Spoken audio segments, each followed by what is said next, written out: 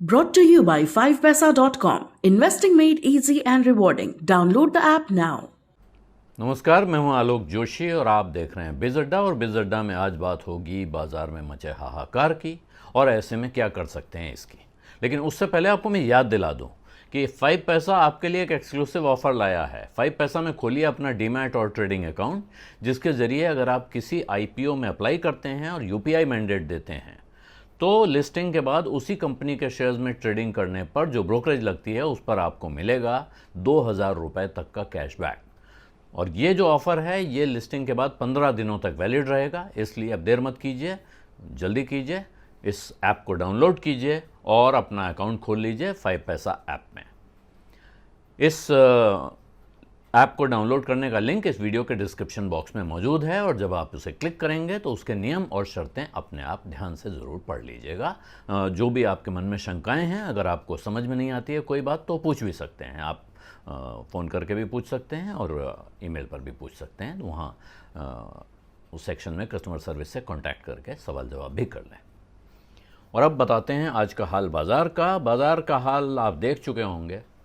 1457 point Sensex गिरा है, 1457 point. और ये गिरा कब है? ये कहा जा रहा है कि दो कारण हैं बाज़ार के गिरने के।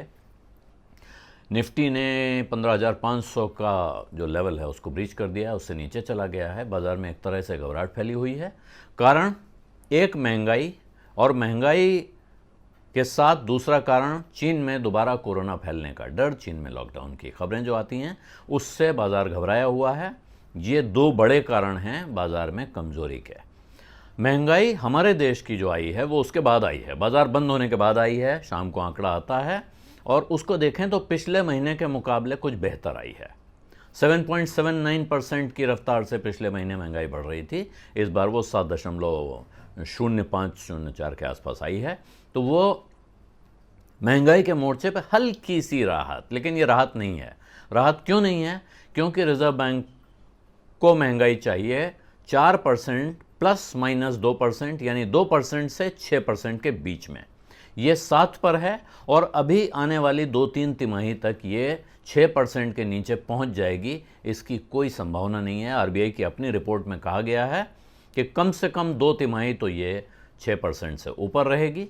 तीसरी तिमाही में जाके, यानी जनवरी के बाद, दिसंबर के तक यहाँ रहना है। जनवरी के बाद 5.8 पे जाने की संभावना व्यक्त की जा रही है।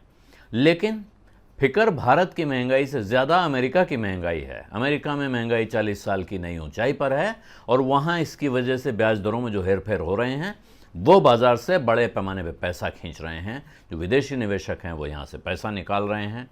ये वजह है कि यहाँ आज 180 शेयर, 180 से ज़्यादा शेयरों में 52 हफ्ते का लो, यानी साल भर में सबसे नीचे लेवल पे पहुंचे हैं वो। 350 शेयर लोअर सर्किट पे लॉक हुए हैं, ये आलम रहा है। ऐसे में क्या आपको डर लग रहा है? ये सवाल अपने आप से ज़रूर पूछिए। अगर आज किसी को ये सोचना पड़ रहा है ये बाज़ार देख के पिछले कुछ दिनों में कि कहीं मैंने गलत जगह पैसा तो नहीं लगा दिया, तो फिर आपको यकीनन अपने फैसले पर विचार करना चाहिए। जिन लोगों को कोई फिक्र नहीं हो रही है, चिंता नहीं हो रही है, वो शांति से बैठे हुए हैं और उनके लिए एक और एहतियात बरतने की बात कहूँगा।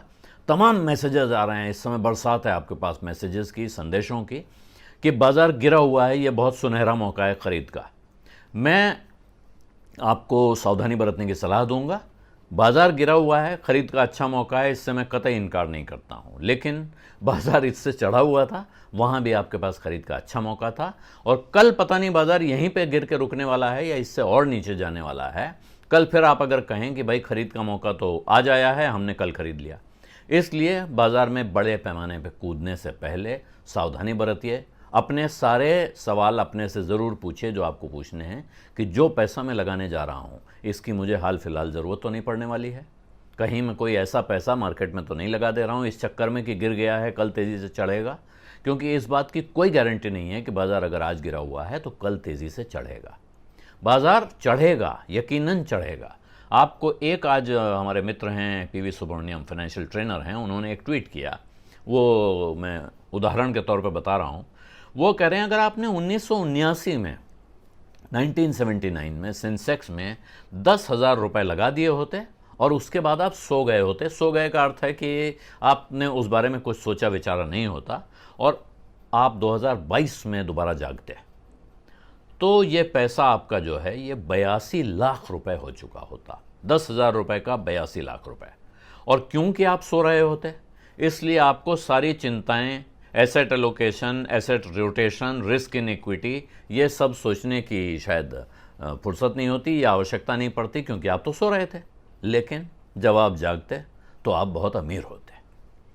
तो सिर्फ ये कि अगर आप इतने, ये बहुत लंबा समय है, 79 से 2022, 22 साल इधर और 21 साल उधर जोड़िए तो 43 साल में 10,000 का 82 लाख रुपए।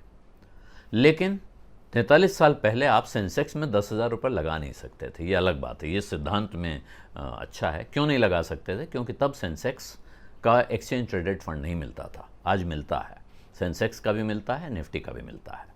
तो भविष्य में क्या करना है, उसका रास्ता ये है कि आप अपने बजट के हिसाब से, अपनी रिस्क कैपेसिटी के हिसाब से जो पैसा आपको लगाना है उससे आप लगाते रहें, नियमित रूप से लगाते रहिए। ये दिमाग में मत लाइए कि बाजार आज ऊपर है या नीचे है। तो आप लंबे समय में 5 साल, 10 साल, 15 साल, 20 साल या 43 साल के बाद अपने फैसलों पर खुश हो रहे होंगे, संतोष कर रहे होंगे। बीच में बाजार नीचे भी जा सकता है, ऊपर भी जा सकता है।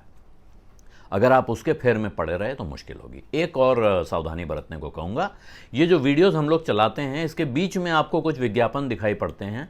वो विज्ञापन अक्सर इस बात से तय होते हैं कि आपकी व्यूइंग प्रेफरेंस क्या है। अगर आप फाइनेंस के, शेयर्स के विज्ञापन ज़्यादा देखते हैं तो आपको वो विज्ञापन ज़्यादा दिखाई पड़ते हैं।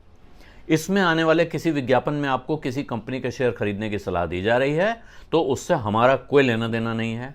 इस तरह के विज्ञापनों पर भरोसा करना आपके लिए खतरनाक हो सकता है। सावधान रहिए। अपने सारे फैसले अपने भरोसेमंद निवेश सलाहकार के साथ कंसल्टेशन के बाद ही कीजिए। बिज़ अड्डा में आज इतना ही। इजाज़त दीजिए। धन्यवाद। नमस्कार।